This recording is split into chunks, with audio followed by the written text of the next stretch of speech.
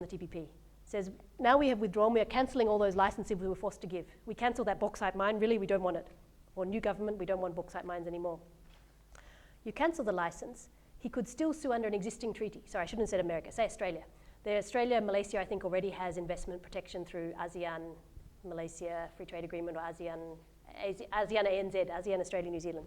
So the Australian shareholder in the bauxite mine could still sue under the existing investment protection provisions in Malaysia's other 74 treaties with the countries concerned for the lost profits he would have made if he could have kept his bauxite license. So he can't sue under the TPP anymore, but remember Malaysia still has all those other treaties they have signed, so could still sue under those ones. Yeah. You're sued if you do, you're sued if you don't. Yeah. Sanya, just one question on the impact of NAFTA. Give me an example. Yeah. Because in NAFTA, what happened was after the trade agreement, they actually upgraded it to a defense pact. Yes. So actually, I think early last year in April, the US Secretary of Defense actually came out with a statement and said the TPP is actually the next phase of the pivot to Asia. Mm. So you think it's likely to happen in the TPP as well? And if it happens, what will be the impact to Malaysia? So I'm not an expert on this security part, but some people do see the links because, for example, people say, why is Vietnam signing the TPP? When they are so poor, they need medicines affordably even more than Malaysia. They also have GLCs which are in trouble, macam-macam. But for Vietnam, as I understand it, they're worried about the South China Sea and the islands and China taking over the islands. So they say, we go to America and we hope they save us from China. So some countries are thinking about the geopolitics and the strategy. And I think it was one of the US defense secretaries or whatever who said the TPP is like an aircraft carrier. And the question is whether the TPP could be upgraded like NAFTA into a military pact, and what would that mean for US bases in Malaysia, for example? And is that something Malaysia wants because of its own South China Sea claims? So I don't know all this geopolitics, but one thing that was interesting to me is that some of those existing 20 US free trade agreements are with quite surprising countries. You would think the US would sign with big markets, right? Where they can invest or where they can sell to. They have signed free trade agreements with Oman, Bahrain, Jordan, Morocco, Singapore. These are little countries, economically not worth anything. So maybe there's some other consideration about why they're picking these countries to sign with.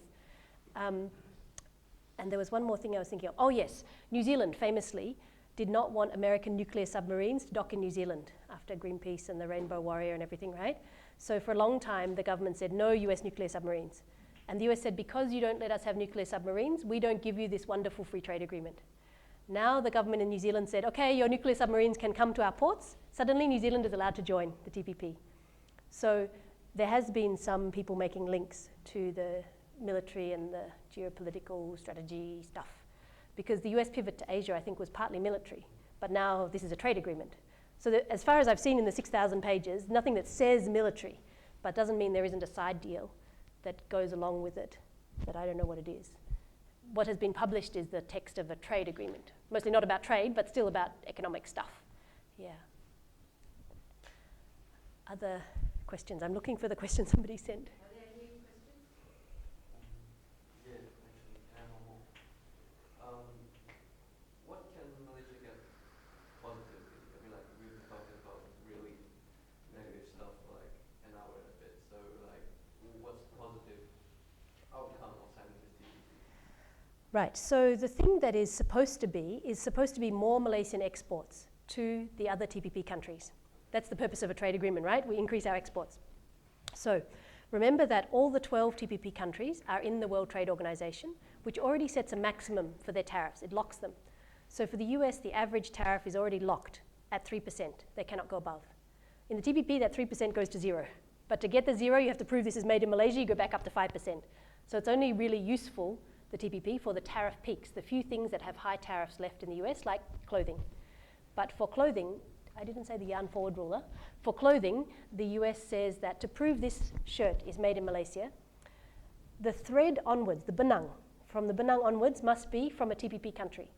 And this is basically to artificially support their benang, their yarn industry, because it's expensive, it's dying, nobody wants to buy their yarn. In Malaysia, like everywhere, we import the yarn from China.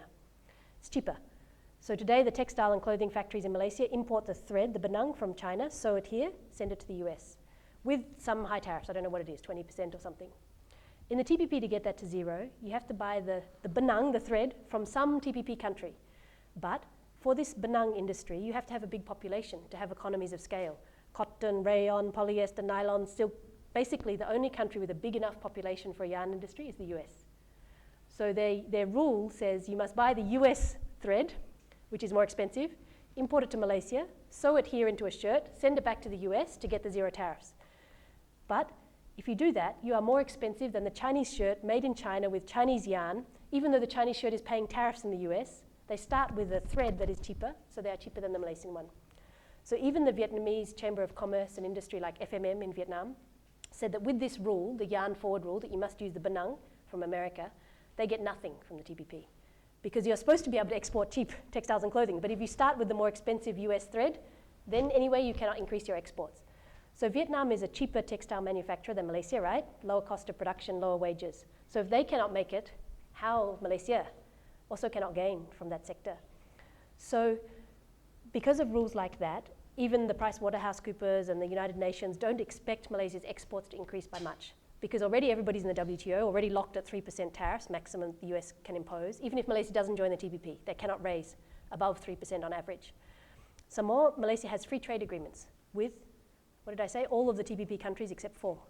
Those 4, Canada, US, Mexico, Peru. The big market is US, average tariff already 3% at the WTO, cannot go above. Canada 6%, so also a big market but also low. Mexico and Peru a bit higher, but Peru, how much do we want to sell to Peru, really, frankly? If we want a free trade agreement with Peru, sign a free trade agreement with Peru. You don't have to have US model, 30 chapters, 24 of which are bad for you. So it's supposed to be the exports, but the exports only increase by a little because the new countries you're exporting to already have low tariffs. And remember, the imports into Malaysia increase by more because Malaysia's tariffs today are higher and they're going to go to zero in the TPP. So the chapter where you're supposed to benefit increased exports, yes, you increase exports by this much, but you increase imports by this much. So your trade balance worsens by $12 billion a year, according to Pricewaterhouse, which is the Malaysian government's own study. So then they say, oh, we benefit in other ways, this GDP, this investment, but as I went through, the assumptions that they use to base that on are not sustainable. They assume a 50% cut, but there is no cut in the text. And if you look at other people's studies, like the US government did a study about the impact of the TPP on Malaysia, and they found that by 2025, Malaysia's GDP would increase by 0.01%. Like a rounding error, statistical error. Really small, basically.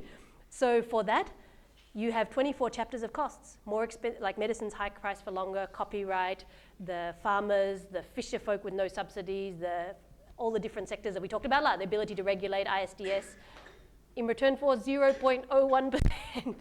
So it's not clear that the economic benefits outweigh the costs on the economic side. Maybe there's other considerations, but on the economics, it's not clear to me that the benefits outweigh the costs. So just to follow up on that, when you made such a compelling case against this TPPA, I mean, it seems so obvious that you don't get much any benefit from it. So why do you think are we so bent on signing this? I mean, surely this is also obvious to any reasonable person.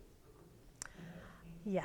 So in your view, what do you think is the prime push? So I don't have great insight into the minds of the Malaysian government politicians who are making these decisions, but I just remember last time when Prime Minister Abdullah Badawi was in power and he faced the same requirements, actually less bad, 2 chapters less bad, more or less. He looked at it and he said, this does not suit Malaysia. Thank you, but no thank you, we won't sign. We just put it on the back burner, we pretend we keep negotiating, but we never have another round. And then nothing happened. Malaysia didn't get bombed, Malaysia's exports didn't get cut off because under WTO rules, the US must continue to allow Malaysia's exports with an average maximum tariff of 3%. So same party in power, same Barisan Nasional, same Malaysia, same patients who need medicines, but different decision. So what has changed today?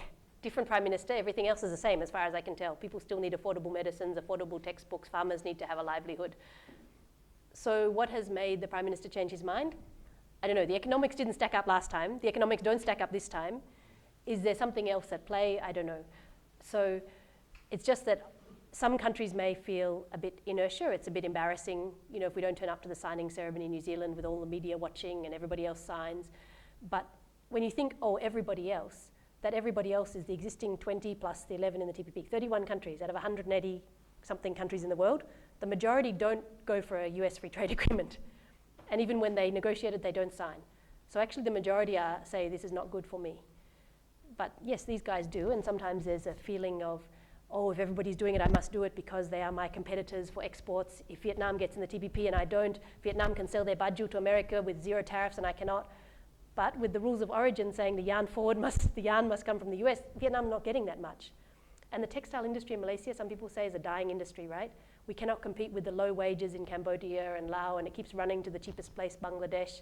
How much longer can we have a textile industry in Malaysia? It's not the future, some people say. So should we be doing this for minimal gains for the textile industry? Some people think of it that way.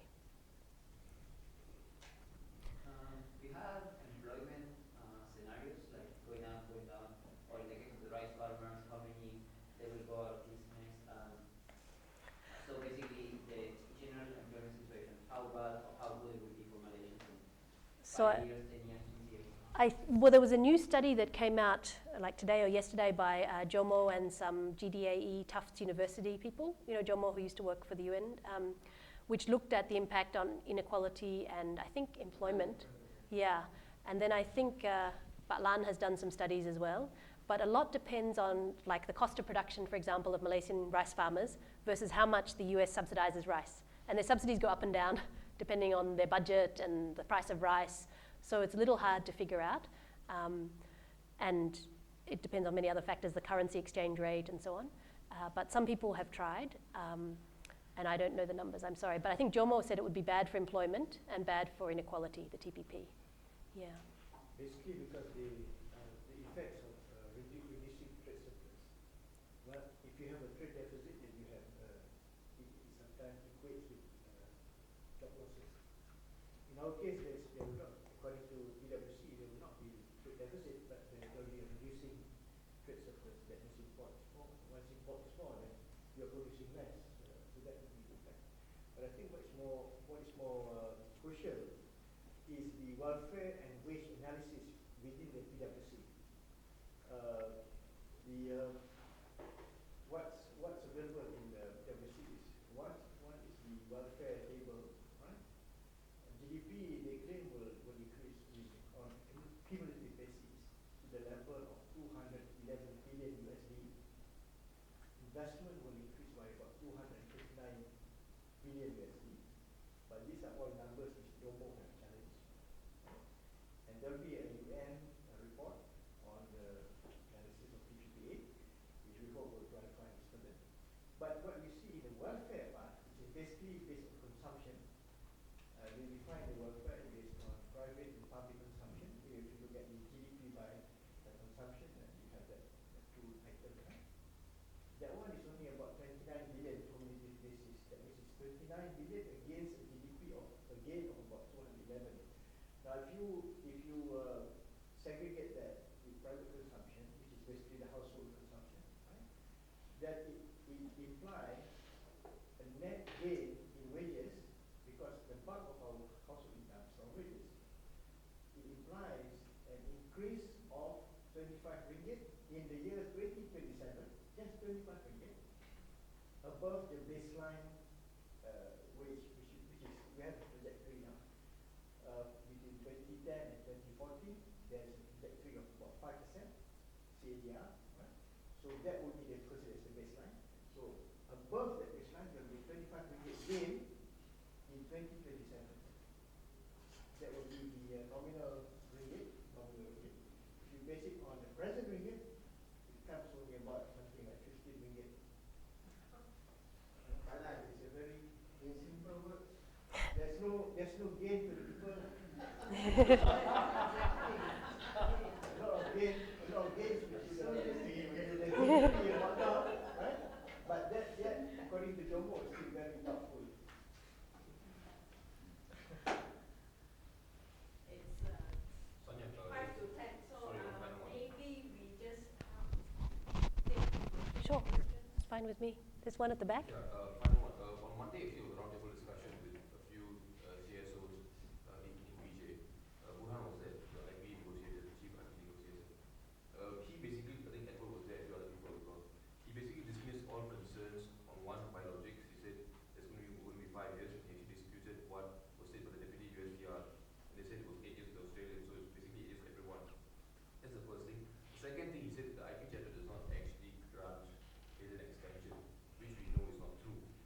now we know where the government is coming from.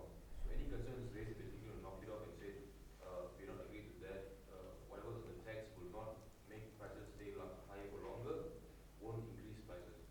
What would you think would be the response to that? The first question. The second thing, and more importantly, we talked a lot, which would be wise, but I think most of us agree with that. But on campaign and on messaging, what would be the key area for us to focus on? Because we don't have much time, like a couple of weeks, 3 weeks at best. What would you think the key area for us to focus on and campaign hard on for the next couple of weeks? So going back to the intellectual property and medicines issue, I agree with you. The fact that the US government has said it's 8 years, remember in certification, the US can ask for anything they want, and if you don't give it, it doesn't come into force. So this is the kind of thing that I expect they will ask for in certification. Give me 8 years, or maybe even longer, because the US is 12 years, and some very pro-intellectual property members of Congress say, we want 12, we must have a 12-year monopoly. So there's no maximum that they can ask